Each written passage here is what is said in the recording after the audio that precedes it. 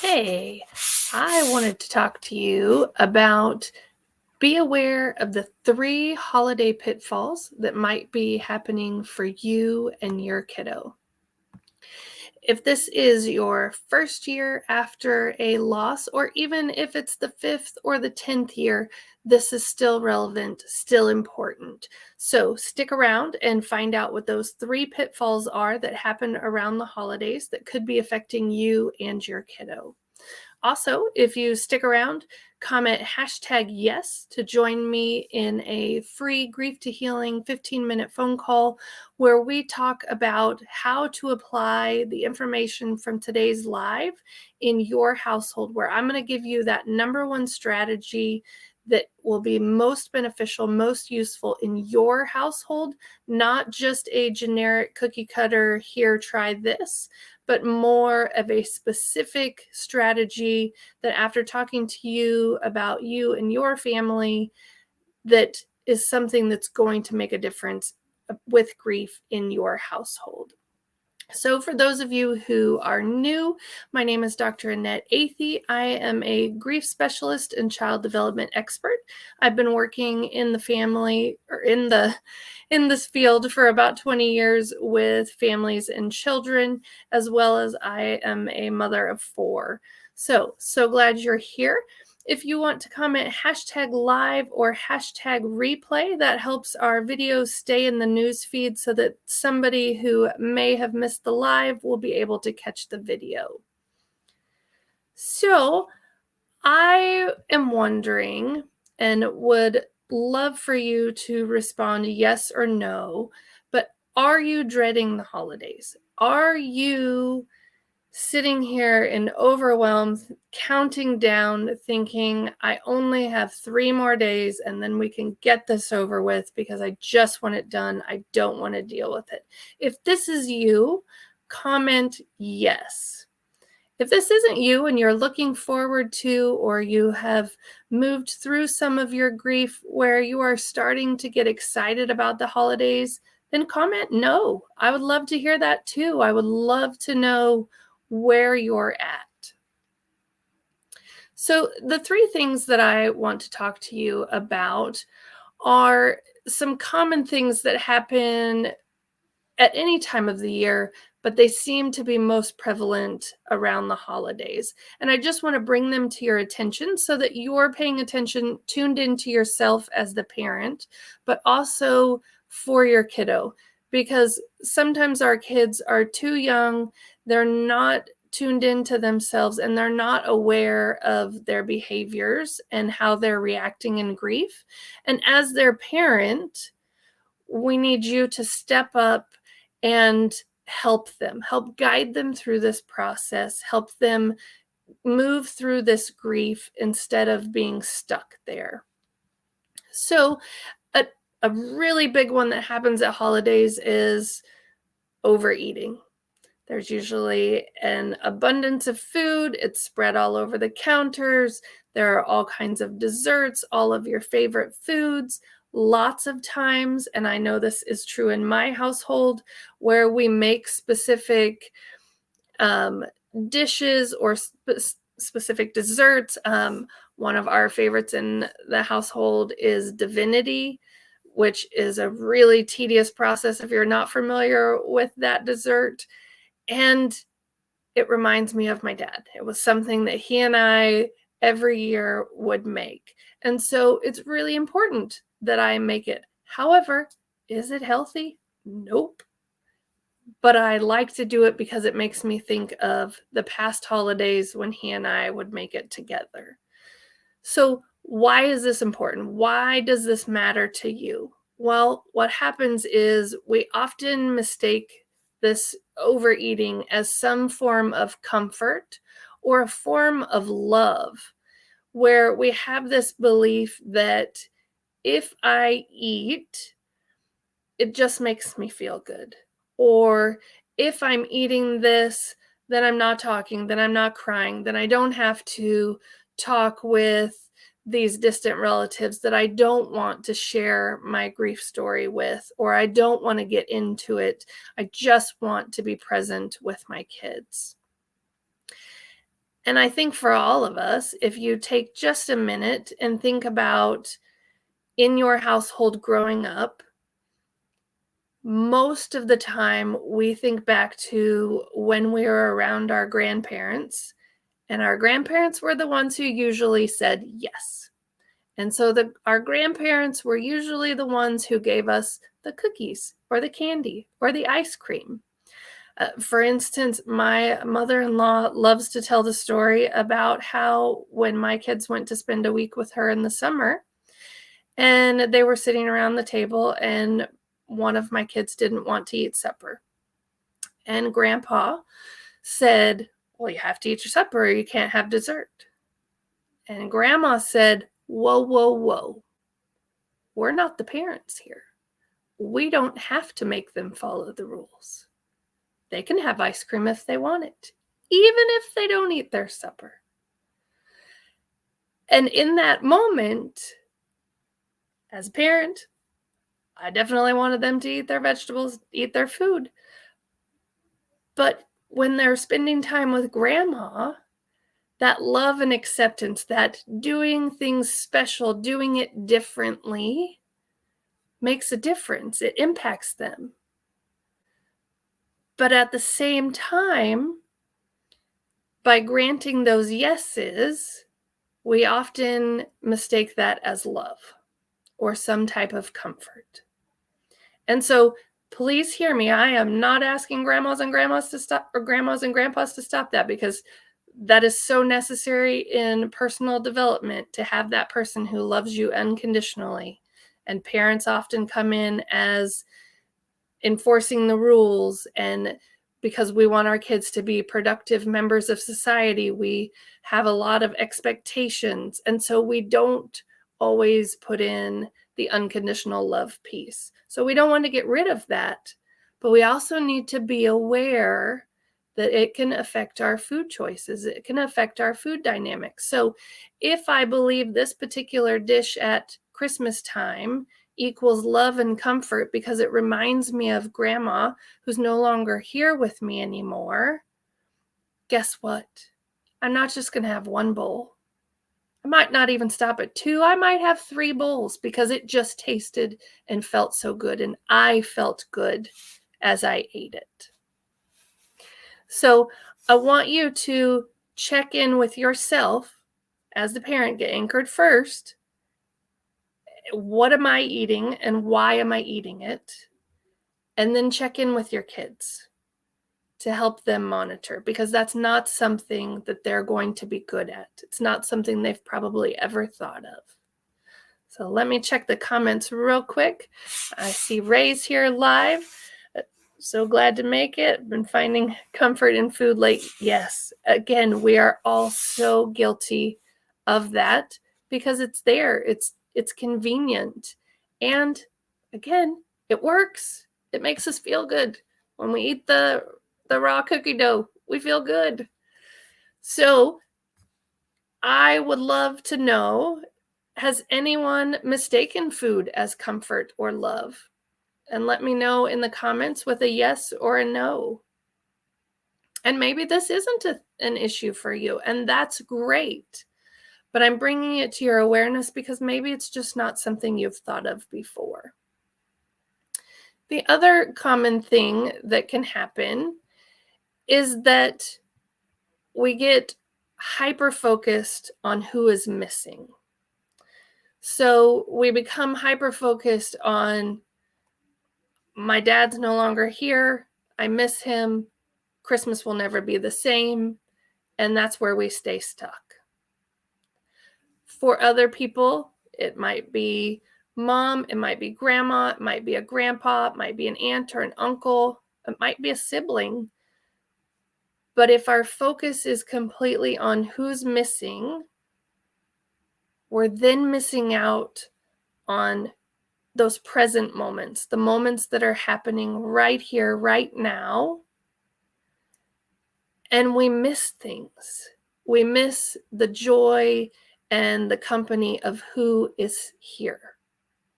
There are ways to include, maybe you have an ornament on the tree that represents your loved one, and then storytelling about the loved one who is gone, but that's very different than being overly focused on who's missing.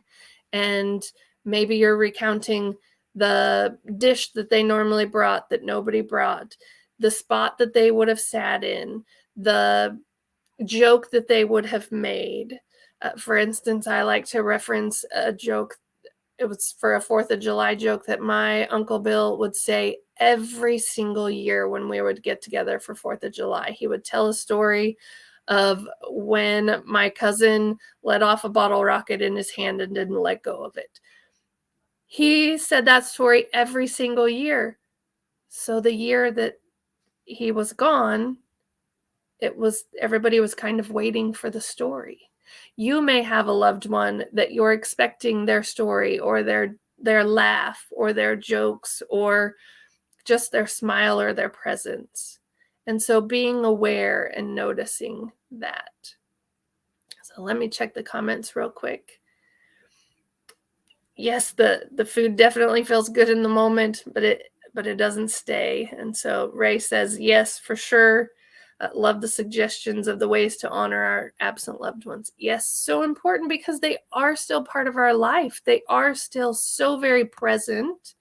It's just not what we were used to. It's not what we expect. So my question to you about this one is, are you seeing Christmas through rose-colored glasses or through yellow-colored glasses? So I'd love for you to comment rose or yellow.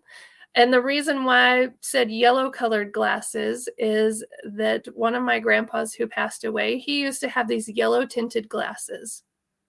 And Grandpa Alden would always say those were his piss-colored glasses because that's how he saw the world, which is really kind of funny because he was the most positive, warm, loving human. And even though he would say that, it never made sense because it didn't fit with his personality.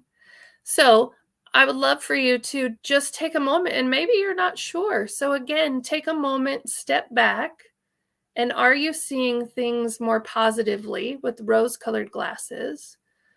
Or does everything feel negative and heavy? And so maybe it feels more of that yellow-colored glasses.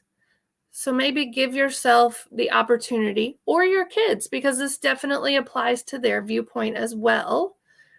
Try on the other pair of glasses. Doesn't have to be all day, but maybe make a conscious choice, sometimes even visualizing, putting on the different colored glasses. Try on the rose-colored glasses. See if it makes a difference. See if you can bring back some joy, even if it's only for a glimpse, even if it's only for a minute or a couple of minutes. Just over time, the more you do it, the easier it will be. So the other part is overstimulation. And for those of you who have kids, those of you especially who have young kids, where you're going to see it the most, but this definitely applies to our older kids, our teenagers, and our elementary age kids, is that when we get overstimulated, we have more behaviors. This goes for parents too, because when we get overstimulated, guess what happens to us? Is we start becoming more critical, more finger pointing, more blaming, more, why didn't you take care of that? Why didn't you do the dishes? Why weren't you more helpful? It shows up for all of us and is generally because we're overstimulated. And what does overstimulated look like at the holidays? Well, we have one kid who's unwrapping a present, another kid who needs batteries for the new present, another kid who didn't like what they got. We then are in our big family setting, and so maybe we have grandmas handing presents and we have aunts and uncles handing presents, and suddenly we're so overwhelmed between the wrapping paper and the crosstalk around the room and so many things going on at once. And maybe it's the loud noise, or maybe you're in a household that has some different smells, or a fireplace, or has incense or candles. If you think about all of your 5 senses and all of them are going at the same time, That's exhausting. And then we have increased behaviors, because that's how our overwhelm shows up for our kids, is we have increased behaviors. So let me check in on the chat. Oh, Ray says, that's me, overstimulated as of late creates overwhelm. Yeah, because when we're overwhelmed due to overstimulation, it's difficult for us to pull back. And lots of times we don't see it coming. It happens so quickly or so heavy. And especially when we're talking about our kids, because our kids overwhelm, their energy starts affecting our energy, and we can't tell, is it yours, is it mine? We just know it feels like a tornado. It just feels like too much. So my encouragement to you would be, take breaks. If you know that on Christmas Day you usually spend 6 hours at Grandma and Grandpa's house, how are you going to break up those 6 hours? Can you go take a walk with or without your kids? But if your kids are the ones with the increased behaviors, they need the walk. They need the break. They need the large muscle movement to move that overstimulated energy out of their body.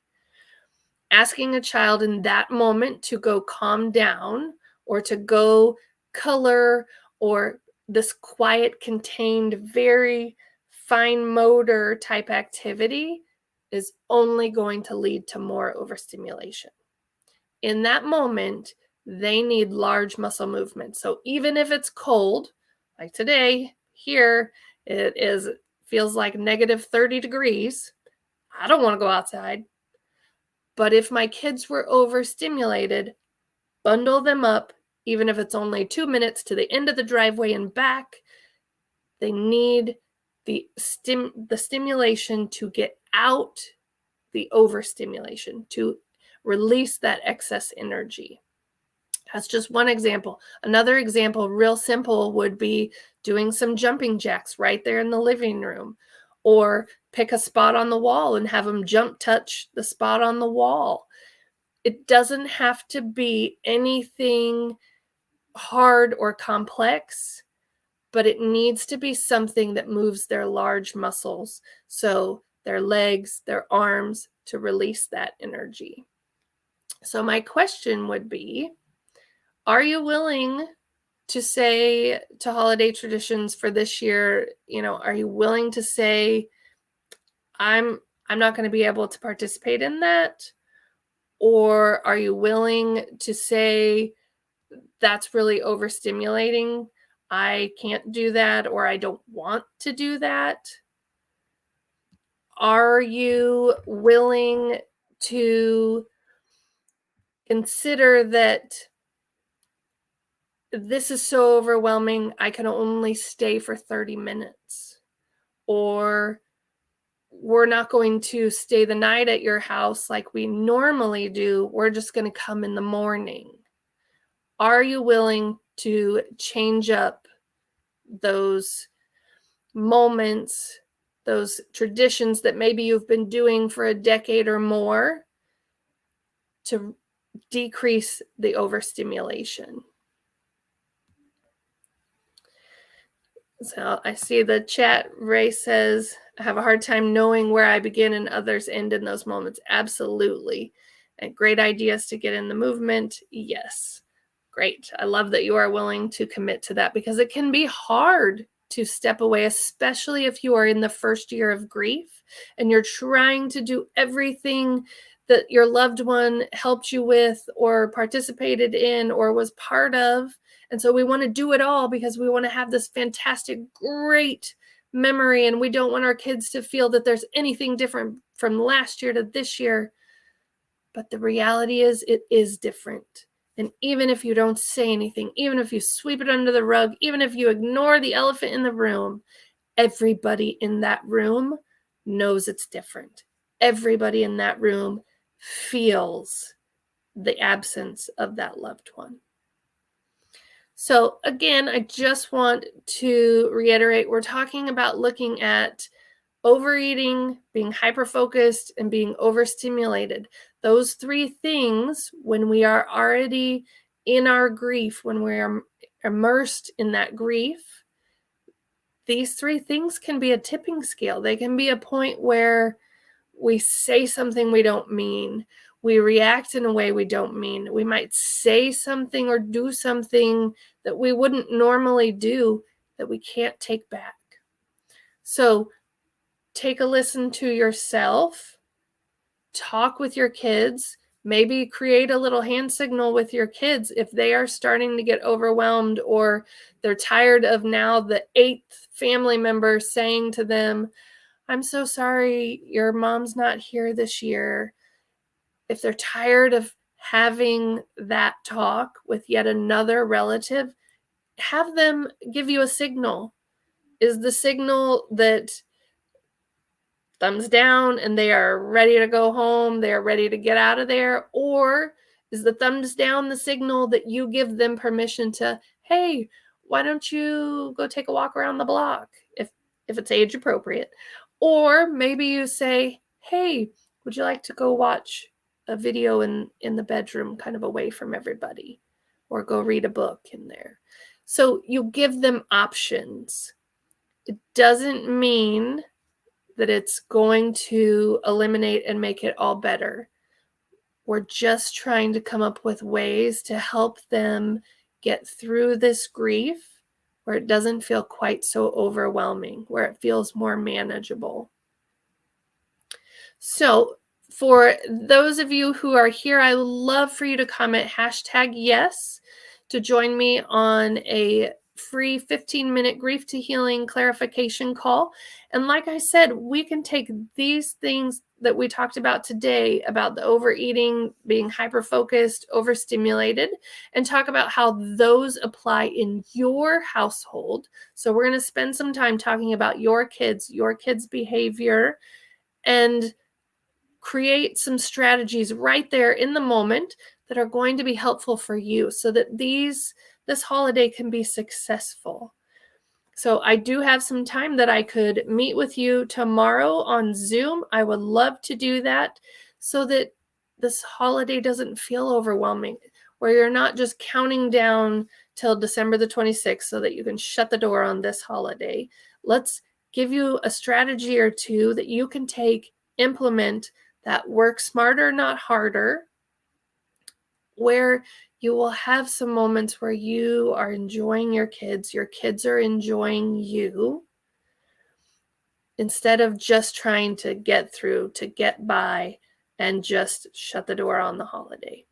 So I hope all of you have a wonderful Christmas if you celebrate. If not any of the other holidays, I hope that you find your way. And like I said, if you are willing, I would love to meet with you and help guide you through the next couple of holidays.